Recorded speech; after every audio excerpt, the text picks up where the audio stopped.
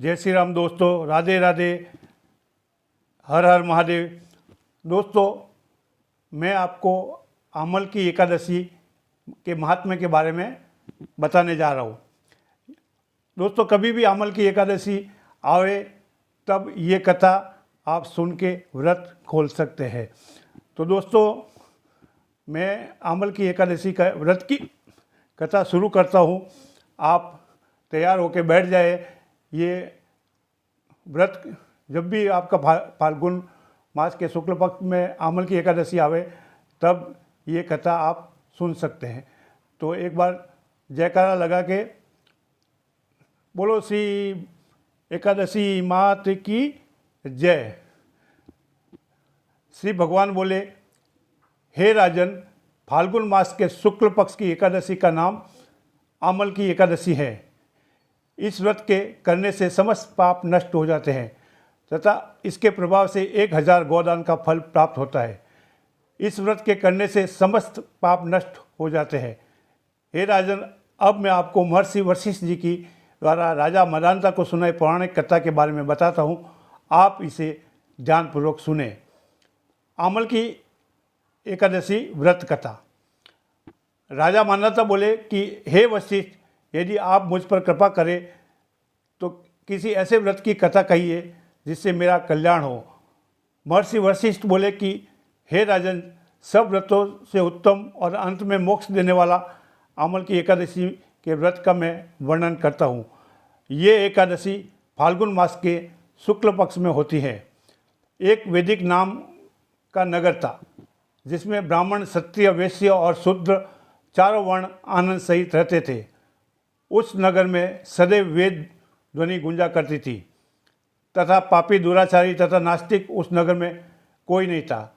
उस नगर में चतुर्थ नाम का चंद्रवशी राजा राज्य करता था। वह अत्यंत विद्वान तथा धर्मी था। उस नगर में कोई भी व्यक्ति दरिद्र व कंजूस नहीं था।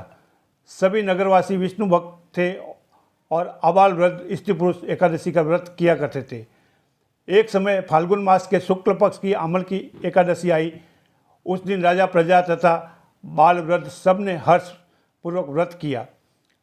राजा अपनी प्रजा के साथ मंदिर में जाकर पूर्ण कुंभ स्थापित करके धूप, दीप, नैवेद्य, पंचरत्न आदि से धात्री आंवले का पूजन करने लगे और इस प्रकार प्रस्तुति करने लगे। हे धात्री, तुम ब्रह्म स्वरूप हो, तुम ब्रह्मा जी द्वारा उत्पन्न हुई हो और समस्त पापों का नाश करने वाले हो। तुमको नमस्कार है। अब तुम मेरा अर्घ्य स्वीकार करो। तो श्री रामचंद्र जी द्वारा सम्मानित हो, मैं आपकी प्रार्थना करता हूँ। अतः आप मेरे समस्त पापों का नाश करो। उस मंदिर में रात्रि को जागरण किया। रात के समय वहाँ एक बहेलिया आया जो अत्यंत पापी और दुराचारी था। वह अपने कुटुंब का पालन जीव हत्या करके किया करता था। भूख और प्यास से अत्यंत व्याकुल वह बहेलिया इस जागरण को देखने के लिए मंदिर के एक कोने में बैठ गया और विष्णु भगवान तथा एकादशी महात्मा की कथा सुनने लगा। इस प्रकार अन्य मनुष्य की भांति उसने भी सारी रात जाग कर बिता दी। प्रातःकाल होते ही सब लोग अपने घर चले गए तो बहेलिया भी अपने घर चला गया। घर जाकर उसने भोजन किया। कुछ समय बीतने के पश्चात उस बहेलिया की मृत्यु हो गई। मगर उस अमल की एकादशी के व्रत के तथा जागरण से उसे राजा विदुरथ के घर जन्म लिया और उसका नाम वसुरथ रखा गया। युवा होने पर वह चतुर सैन्य सेना के सहित धन धान्य से युक्त होकर 10,000 ग्रामों का पालन करने लगा। वह तेज में सूर्य के समान, कांति में चंद्रमा के समान, वीरता में भगवान विष्णु के समान और क्षमा में पृथ्वी के समान था। वह अत्यंत धार्मिक, सत्यवादी, कर्मवीर और विष्णु भक्त था। वह प्रजा का सम्मान भाव से पालन करता था, दान देता था, उसका नित्य कर्तव्य था। एक दिन राजा शिकार खेलने के लिए गया। देवी योग से वह मार्ग भूल गया और दिशा ज्ञान न रहने के कारण उसी वन में एक वृक्ष के नीचे सो गया। थोड़ी देर बाद पहाड़ी ग्लेमस वहाँ पर आ गए और राजा को अकेला देखकर मारो मारो शब्द करते हुए राजा की ओर दौड़े। म्लेच्छ कहने लगे कि इस दुष्ट राजा ने हमारे माता पिता, पुत्र, पौत्र आदि अनेक संबंधियों को मारा है तथा देश से निकाला दिया है, अतः इसको अवश्य मारना चाहिए। ऐसा कहकर वे म्लेच्छ उस राजा को मारने दौड़े और अनेक प्रकार के अस्त्र शस्त्र उसके ऊपर फेंके। वह अस्त्र शस्त्र राजा के शरीर पर गिरते ही नष्ट हो जाते और उनका वार पुण्य के समान प्रतीत होता। अब उन मलेच्छों के अस्त्र व शस्त्र उल्टा नहीं प्रहार करने लगे, जिससे वे मूर्छित होकर गिरने लगे। उसी समय राजा के शरीर से एक दिव्य स्त्री उत्पन्न हुई। वह स्त्री सुंदर होते हुए भी उसकी भ्रकुटी टेढ़ी थी। उसकी आंखों से लाल लाल अग्नि निकल रही थी, जिससे वह दूसरे काल के समान प्रतीत होती थी।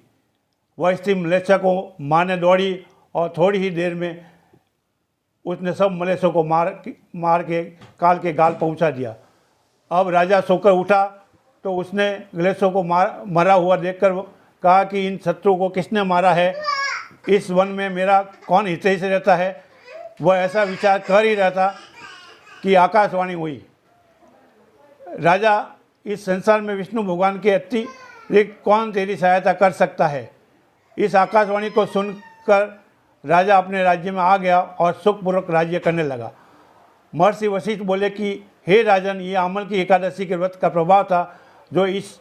जो मनुष्य इस अमल की एकादशी का व्रत करते हैं वे प्रत्येक कार्य में सफल हो जाते हैं और अंत में विष्णु लोक को जाते हैं।